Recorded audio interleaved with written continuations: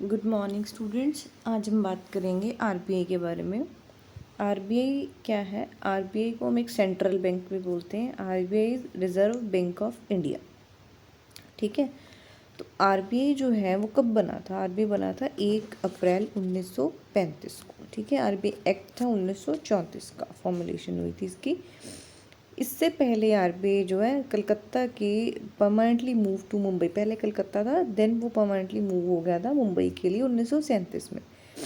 ठीक है, अब इसमें जो है पहले ये नेशनलाइज्ड नहीं था। 1949 में ये बैंक नेशनलाइज्ड हुआ है। नेशनलाइज्ड का मतलब है कि पूरी तरह से ये भारत के लिए काम करना शुरू कर दिया। पहले भारत के अलावा और भी कंट्रीज़ के लिए काम करता था।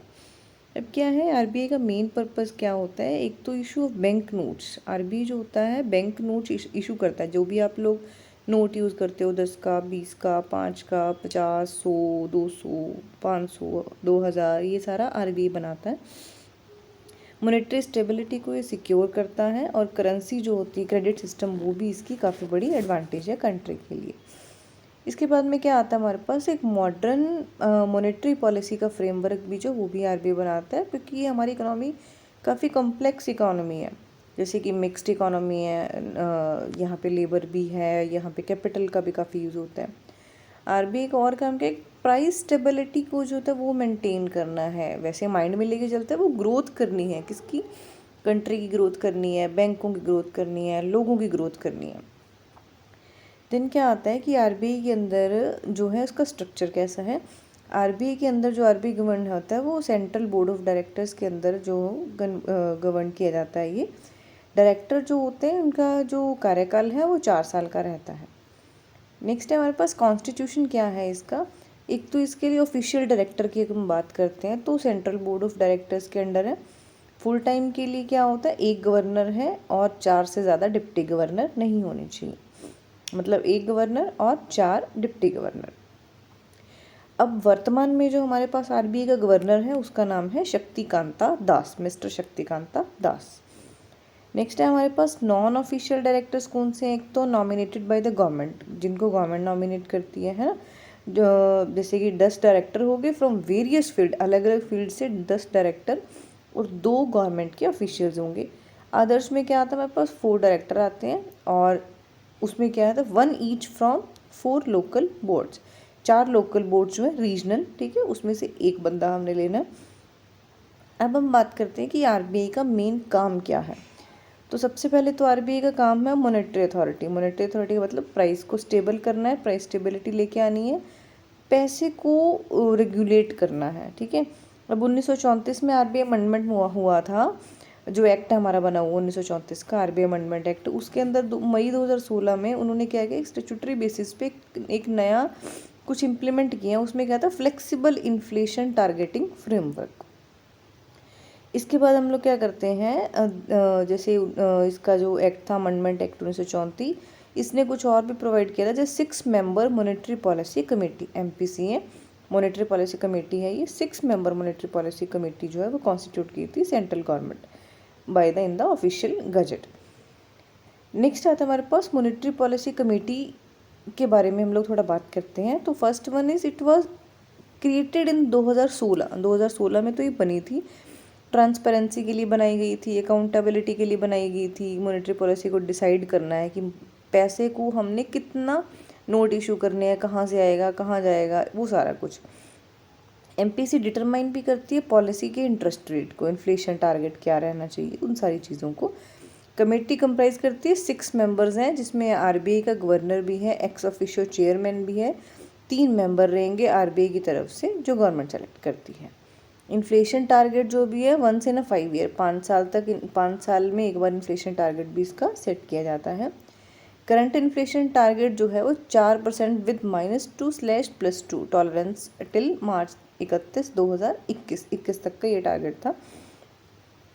रेगुलेटर और supervisor of the financial system, जो आरबीआई है वो सुपरवाइज भी करता है हमारे पूरे के पूरे फाइनेंशियल सिस्टम को, रेगुलेट भी करता है। रेगुलेट और सुपरवाइज किसको करता है? बैंकिंग सिस्टम को। जो भी हमारे आसपास बैंकिंग है, जैसे कि बैंकों को नया लाइसेंस देना है, उनकी लिक्विडिटी चेक करनी है, अमलगामेशन करना है, उनका ब्रांचेज कितनी है, एक्सपेंशन करनी है, कॉन्ट्रैक्शन करनी है, उसके बारे में है।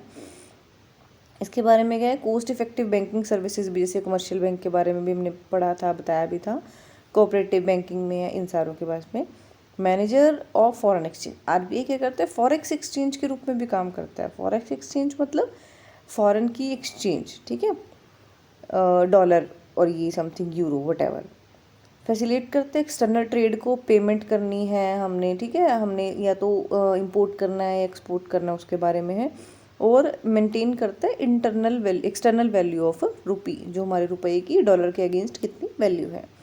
अब आरबीआई जो है वो करेंसी इशू करता है, करेंसी इशू भी करता है, करेंसी को एक्सचेंज भी करता है और करेंसी को डिस्ट्रॉय भी करता है।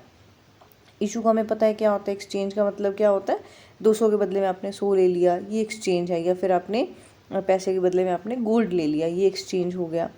अब इसके बाद में कि डिस्ट्रॉय करने का क्या मतलब है, डिस्ट्रॉय करने का मतलब होता है कुछ जो भी नोट या फिर जो भी सिक्के जो मार्केट के अंदर चल रहे होते हैं उनको, उनकी वैल्यू ज़ीरो करके और नई चीज़ों को लेकर ना, नए नोट और नए सिक्कों के लिए, जैसे 2000, जैसे 1000 रुपये का नोट बंद हुआ था तो वो 1000 रुपये की वैल्यू जो है ज़ीरो हो गई थी, ठीक है। एक टाइम पीरियड आपको दिया जाता है एक्सचेंज कराने के लिए, उसके बाद उसकी वैल्यू ज़ीरो हो जाती है। इसके बाद में क्या आता है, पब्लिक एडिकेट क्वांटिटी है, सप्लाई करना है करेंसी नोट्स की, है ना, गुड क्वालिटी है, ये कॉइन्स की गुड क्वालिटी अच्छी, मतलब कि बेटर करना उसको। डेवलपमेंट रूल्स हैं, काफ़ी रिफॉर्म्स करने हैं, परफॉर्म भी करना है, wide range of promotional activities हैं, सपोर्ट करना है नेशनल ऑब्जेक्टिव का, एक अरेंजमेंट करने हैं, रूरल जो बैंकिंग है उसको सेट करना है, एग्रीकल्चर फाइनेंस है जो उसको सेट करना है।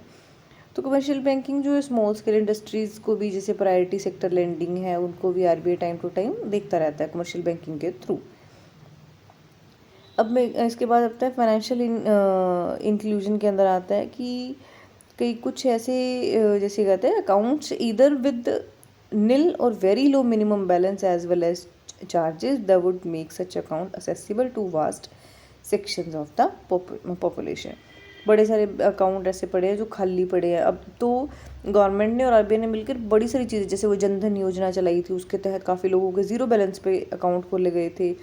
टेक्नोलॉजी का यूज़ करना आपको काफ़ी बताया गया, जैसे आप आजकल सब्जी वाले के पास चले जाओ, ढोल वाले के पास, किस कहीं पे भी चले जाओ, इवन दिए बेचने वाले के पास भी स्कैनर है।